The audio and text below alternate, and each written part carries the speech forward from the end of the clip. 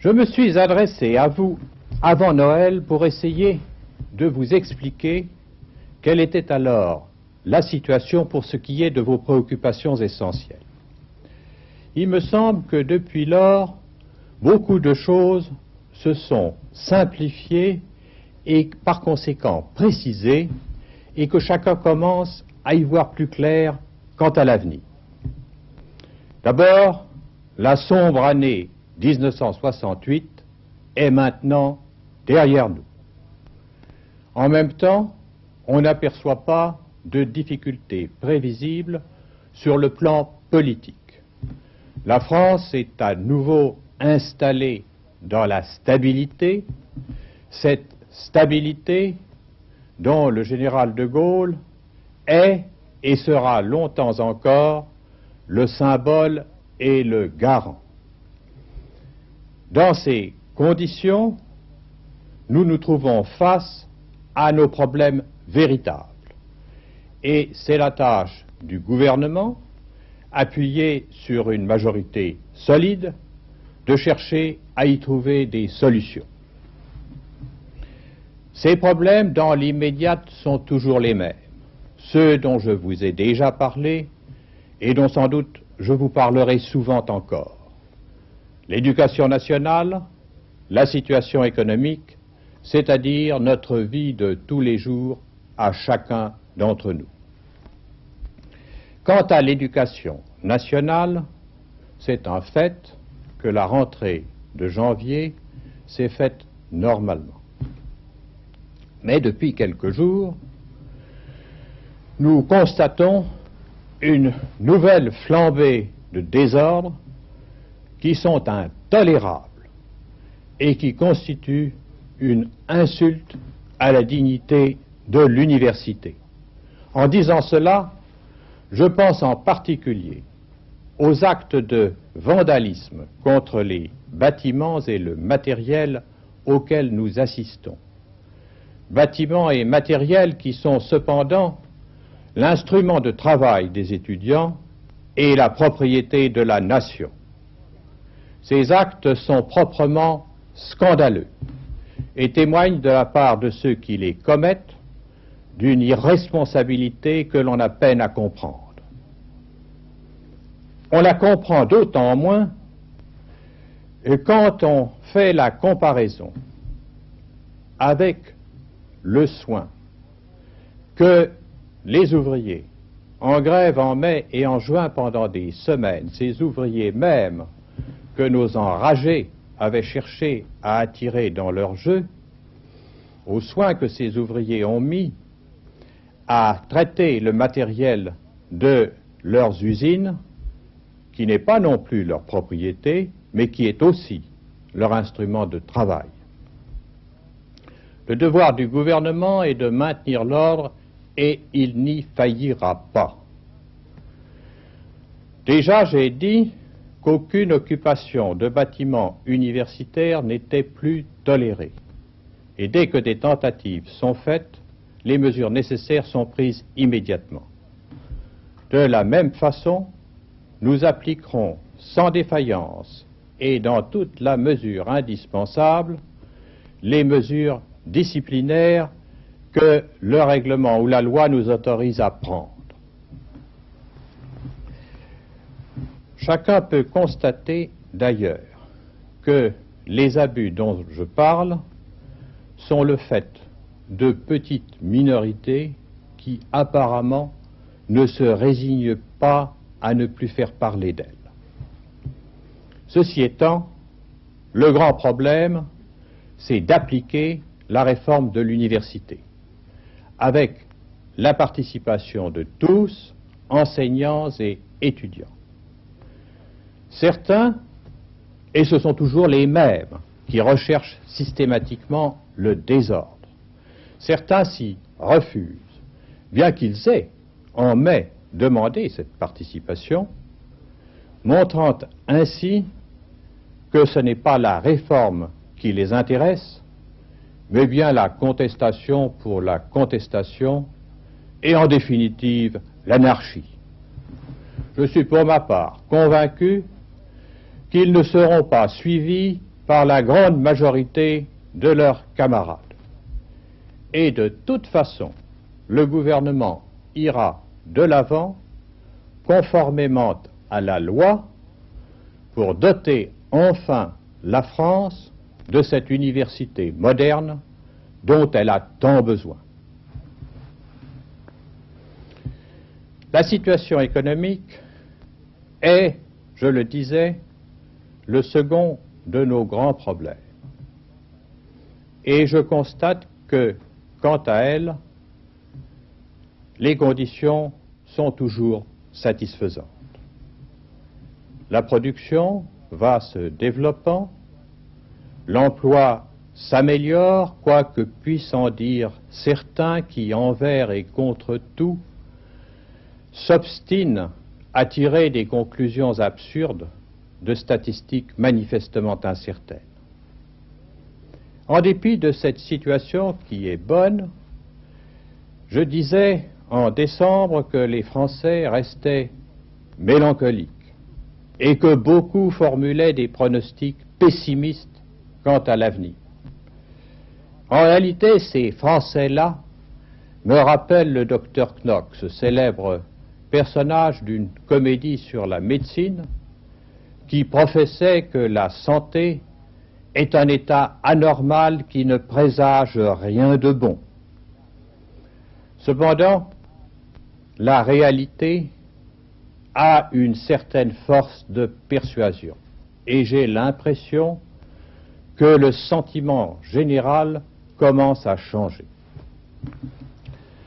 Ce dont il s'agit, c'est toujours du retour à l'équilibre. Et je dis tout de suite que l'État doit donner l'exemple de ce point de vue dans la gestion de ses propres affaires. En d'autres termes, il doit réduire en attendant de faire disparaître le déficit de son budget. Non, certes, par des impôts. Je crois que la limite est atteinte pour la plupart des citoyens. Je pense aux petites et aux moyennes catégories, aux producteurs, aux commerçants, aux artisans, aux personnes âgées et à bien d'autres encore. Mais par des économies. Et justement, le gouvernement vient d'arrêter un premier programme d'économie de 300 milliards d'anciens francs qui constitue une première réduction substantielle du train de vie de l'État, étant entendu que ces réductions ne s'appliquent pas aux équipements dans la mesure où ceux-ci sont utiles à l'économie. Parlant de la réduction des dépenses, on pense tout naturellement d'abord aux entreprises nationales, chemin de fer, charbonnage, électricité, etc., qui font peser des charges très lourdes sur le budget et le trésor, c'est-à-dire en définitive sur le contribuable. Pour ces entreprises, des réformes profondes sont en préparation.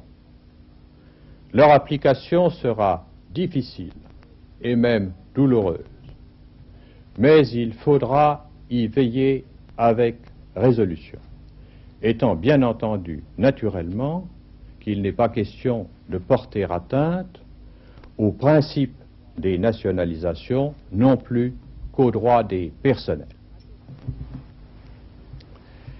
À côté de l'équilibre financier de l'État, il y a l'équilibre économique général. Et de ce point de vue, deux facteurs sont essentiels, les prix, les salaires. De leur évolution, tout dépend, et d'abord l'expansion et la monnaie. Les prix sont une de mes préoccupations essentielles. Dès le mois de juillet, j'ai engagé la bataille. Un strict contrôle a été mis sur pied, en même temps qu'il était fait appel à la coopération de l'industrie et du commerce. Et je suis heureux de dire que cet appel a été entendu. Bien sûr, il y a des abus. Nous devons les réprimer et nous les réprimons. Bien sûr aussi, les ménagères qui m'entendent peut-être ce soir me diront que tels ou tels produits ont augmenté dans des conditions très exagérées et je n'en disconviens pas. Mais ce qu'il faut voir, c'est l'ensemble, c'est-à-dire la moyenne. Et pour ce qui est de l'ensemble, je dis que ce que nous avions annoncé est en train de se réaliser pendant le second semestre de 1968. Nos prix en moyenne à la consommation n'auront pas augmenté de plus de 3%, presque exactement. Et nous continuons en janvier, en dépit de l'augmentation de la TVA, ce n'est en aucune façon l'avalanche qui avait été prévue par beaucoup. Les prix, je le disais, sont essentiels pour l'équilibre économique. Ils sont essentiels aussi pour les salariés. Ceux-ci ont connu, en 1968, une augmentation formidable et sans précédent de leur rémunération. Cette augmentation, naturellement, leur a donné une satisfaction qui est bien naturelle. Mais en même temps, beaucoup d'entre eux, je le sais, avaient un sentiment d'incertitude et même de scepticisme. Ceux-là se demandaient de ces augmentations, que va-t-il résulter pour les prix et en définitive, que nous restera-t-il dans quelques mois? Eh bien, c'est un fait que les prix ont été contenus de telle manière que l'augmentation du pouvoir d'achat des salariés en 1968 et encore à la fin de janvier 1969 est considérable et elle aussi sans précédent. Chacun s'en réjouit profondément. Mais ce qu'il faut maintenant, c'est de ne pas compromettre cette situation. Il ne faut pas compromettre non plus l'expansion économique et risquer de voir renaître un chômage accru. Il ne faut pas non plus compromettre la monnaie. Je n'ai pas, je crois, besoin d'insister davantage pour montrer la nécessité d'une stricte discipline. Et ceci d'autant plus que nous ne sommes pas seuls au monde et que personne ne nous fera de cadeaux. La concurrence internationale est un fait qu'il n'est pas possible de nier, que le marché commun symbolise aujourd'hui, mais qu'il n'a pas créé. Croyez-moi, si nous devions, en 1969, connaître à nouveau les aventures de 1968, eh bien le redressement qui a été opéré dans les conditions que vous savez après mai et juin ne se ferait pas de nouveau. C'est dire que pour poursuivre notre redressement, la participation de tous est indispensable. La participation, c'est le grand mot et le grand besoin de notre époque, qu'il s'agisse de l'université, de la région, de l'entreprise. Nulle part, elle n'est aussi nécessaire qu'entre le gouvernement et les citoyens pour poursuivre l'œuvre que nous avons commencée et reprendre notre marche en avant. De tous les contacts que j'ai pu avoir récemment dans le pays, que ce soit dans le Nord où je viens de me rendre, que ce soit dans mes conversations avec les représentants de toutes les catégories, organisations professionnelles et syndicales, agriculteurs, chambres de métiers, chambres de commerce, je retire l'impression que l'on doit comprendre ce que je viens de dire et que par conséquent, l'on doit comprendre aussi que rien d'utile ne peut être fait sans la participation active de tous.